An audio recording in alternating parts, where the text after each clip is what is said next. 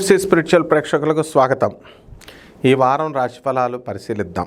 ఓం వసుదేవసుతం దేవం కంసచాణూరమర్దనం దేవకి పరమానందం కృష్ణం వందే జగద్గురుం.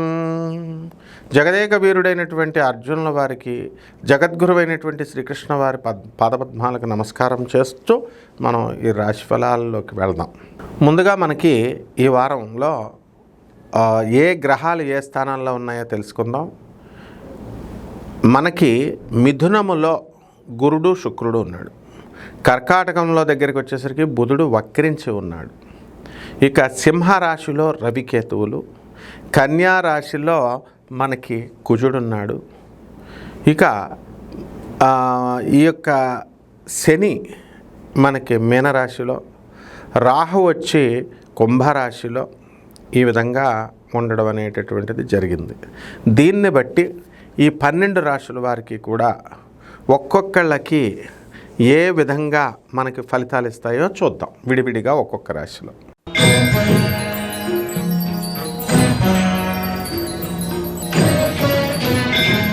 కర్కాటక రాశి. ఈ కర్కాటక రాశి వారందరికీ కూడా మనకి ఈ వారం అంతా కూడా మనకి అద్భుతాలు జరుగుతాయి. కర్కాటక రాశి వారికి పనులన్నీ కూడా ఆలస్యంగా జరగడము, మీ మంచికే జరగడము అనేటటువంటివి జరుగుతాయి. అయితే ఆదాయాలు బాగున్నప్పటికీ కూడా మీకు అధికమైనటువంటి ఖర్చు, మనశ్శాంతి లేకుండా ఉండేటటువంటి పనులు. ఉదాహరణకు మీరు హాస్టల్లో ఉన్నారు, 3వ సంవత్సరం చదువుతున్నారు, మీ యొక్క 3rd ఇయర్ కాబట్టి 4th ఇయర్ రూమ్లోకి మీరు వెళ్ళిపోవాలి. ఆ 4th ఇయర్ వాళ్ళు రూమ్ ఖాళీ చేయని అంటారు. మీ రూమ్నేమో 2nd ఇయర్ వాళ్ళకి ఇచ్చేసారు. మీకు రూమ్ లేకుండా అయిపోతుంది హాస్టల్స్లో, ప్రభుత్వ కళాశాలలో చదువుతున్నటువంటి వాళ్ళకి. ఈ రకమైన సమస్యలు కాబట్టి అష్టమ రాహుగ్రహ ప్రభావం వలన అనేకమైనటువంటి అశాంతిగా ఉండడము, మనశ్శాంతి లేకపోవడము అనేటటువంటిది ఉంటుంది.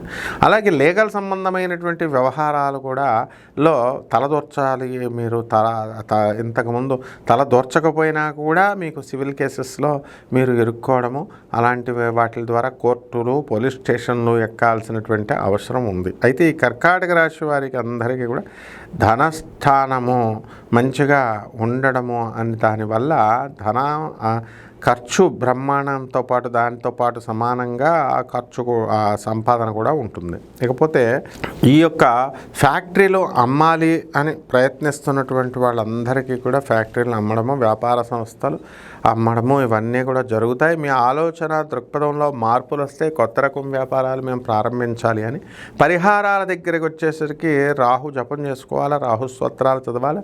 రాహుకి కిలోంపావు మినుమున్న ఆవు పేడ రంగు ఉన్నటువంటి వస్త్రాలనిచ్చి పేద బ్రాహ్మణులకి శనివారం నాడు ఉదయం 8 గంటలకి దానం చేసుకోవాలి. దశమహావిద్యల్లో ఒకటైనటువంటి బగళాముఖి అమ్మవారి యొక్క హోమాన్ని మీ ఇళ్లలో జరిపించుకోవడం ద్వారా బ్రహ్మాండంగా ఉంటుంది. శుభమస్తు.